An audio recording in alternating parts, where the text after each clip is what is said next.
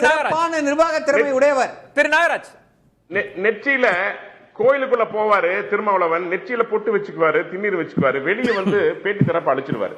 இதுதான் அவங்க அரசியல் கேவலம். ஓட்டு பொறுக்கியெல்லாம் இதுதான் சரியான வார்த்தை. வேண்டாம் வேண்டாம், ஓட்டு வாங்குறதுக்காக இல்ல இல்ல நாகராஜ் அதை அனுமதிக்க முடியாது. இல்ல இல்ல அது திரும்ப பண்ணுங்க, அதெல்லாம் வேண்டாம்.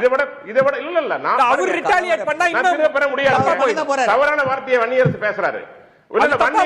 பார்வையாளர்களை நம்ம கொச்சப்படுத்த வேண்டாம், கண்ணியமா பேசலாம். எப்படி எப்படி இப்படி அவங்க பேச முடியும்? இல்ல இல்ல எப்படி ஒரு பக்தர்களை எப்படி குண்டர்கள் சொல்ல முடியும்? எப்படி அந்த வார்த்தையை பயன்படுத்தலாம்? தவறுங்க இது. நீங்க கண்டிக்கணும். அவர் திரும்பவான வார்த்தை திரும்பவானவர்.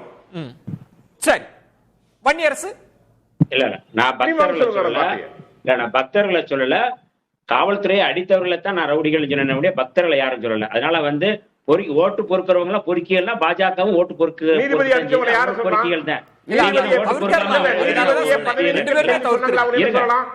நான் சொல்லி முடிச்சேன். பொறுக்கிகள் தான். கடந்து போயிடலாம். வன்னியரசு அவர் நிறைவு ஒரு தலைவர் வக்கீல் அடிக்க சொல்றாரு, ஒரு குண்டர்கள் தொண்டர்கள் அடிக்கிறாங்க. நீங்க வந்து இந்த விவாதத்துல வந்து கேட்ட கேள்விக்கு பதில் சொல்ல முடியாம திணறிக்கிட்டு இருக்கீங்க. பிறகு நீங்க அதை தான் சொல்லுவீங்க. நான் ஒரு பதில் மட்டும் சொல்லிடுறேன்.